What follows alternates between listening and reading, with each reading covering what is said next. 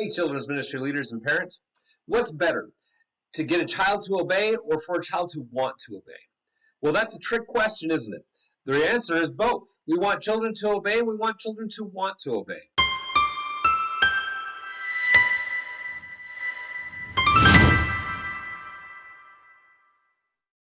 Well, hi, I'm Dustin. Thank you for checking out Creative Kidmin, and today I have an object lesson for you that deals with our actions and our motivations.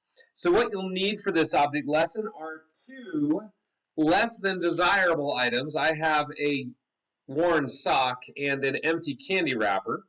You'll also need two desirable items. I just use pieces of candy, but you can use anything you like.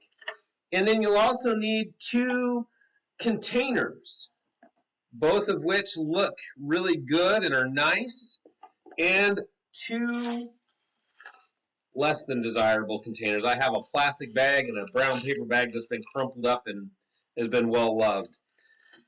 Well, let's take a look and explore this object lesson. What I will do is I will take my desirable bag and I will put in it my desirable item. In this case, it's a piece of candy. Then I will take my other desirable box or bag or whatever you have, and I'm going to put in a less than desirable item, my dirty sock. Next, it will be a less than desirable bag, but a desirable object, or this piece of candy inside.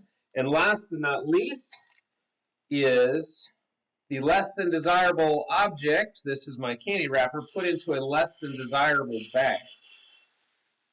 Now, the verse I use for this object lesson is Psalm 19:14. May the words of my mouth and the meditation of my heart be acceptable to you, Lord, my rock and my redeemer. And again, that's Psalm 19:14. And what I like to do at this point is I like to bring up kids and have them choose whatever bag they like. And I personally just enjoy it when they choose it one at a time and open it in front of everybody before the next person chooses, just because the kids will start, thinking about, what do I want? Do I really want the nice looking bags or the not so nice looking ones? And, who knows what that's going to be. So that's what I'll do. And so I'll have them do that, pull that out, and then I'll set the objects just in front of the container so that they can see the bag and then what was inside. So I'll just set these out here for us.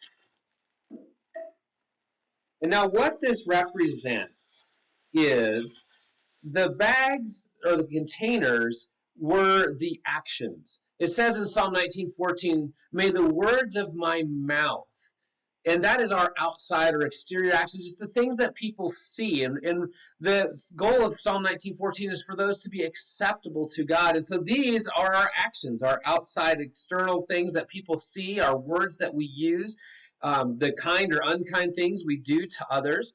And then what was on the inside, these are our motivations or the reasons why we do what we did. And it talks about that the meditation of my heart be acceptable to you. So the things that we think on and the reasons why we do the things that we do, let those two be acceptable to God.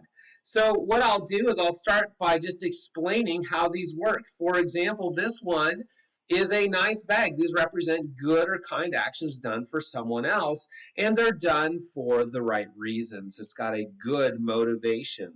So this would be a good example of, mom's been hard at work all day and she comes home and makes dinner for you and she's tired and doesn't really want to do the dishes, and you recognize that, and so you want to help out your mom, and so you offer to do the dishes for her. Those are good actions done from the right motivations. Well, the next item on the list is good actions, but the motivations are a little less than good. And this is maybe using that same example. You know and see that mom is tired and doesn't want to wash the dishes, so you offer to wash the dishes for her, but you know the reason why you want to do that is because later you just want to play video games. And if you just run off and try to play video games right now, before the dishes are done, mom is going to be upset and it's just going to be no. And so you offer and say, hey, mom, I'll wash those dishes for you if later I can play video games. So again, it's the right actions, but the motivations behind it were not always the best, or were not the best. And then it's the good or bad actions, but they're actually done from a good motivation. This is a little tougher for the children to understand, and so I like to use a personal example. These are actions that are really well intended, but they were not the right things to do. And I just encourage you to share a personal example. For me, I share a personal example with the kids of a time when I went to a play and I knew the director and really enjoyed the play. Thought it was outstanding. And at the intermission, he came up to me and he said, "Hey, so what do you think of the play?" And I made a terrible choice in my words. I said, "Oh, it was hilarious." Now, the play actually had some very funny parts on it, but overall, it was a very serious play.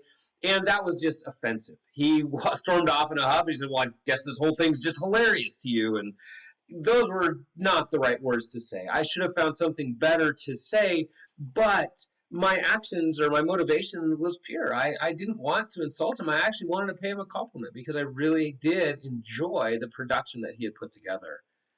And then last is our not so good actions done from not so good motivations. And we all understand this. This is just, I just want to be mean and just rude and just do something unkind because you know what? I really don't like you and I don't care that you know it.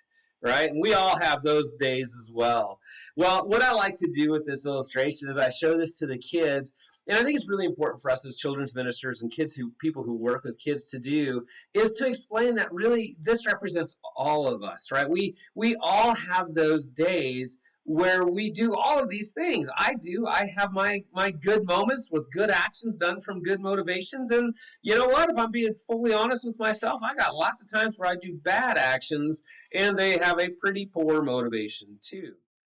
So I try to help the kids to say, hey, you know what? Even though we do all four of these things, even as we know Jesus, the Holy Spirit helps us. He helps us to more often do the right thing, and most importantly, help us to do it for the right reasons.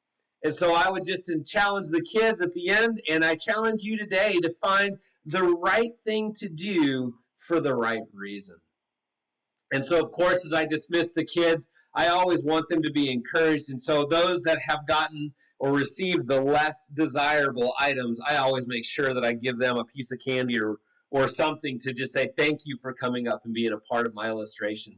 Well, thank you so much for checking this out. I really hope that this gives you some inspiration or it's something that you can use in your own work with children. And I would love to know in the comments, what are some of those things that you do to help teach kids about doing things for the right reasons?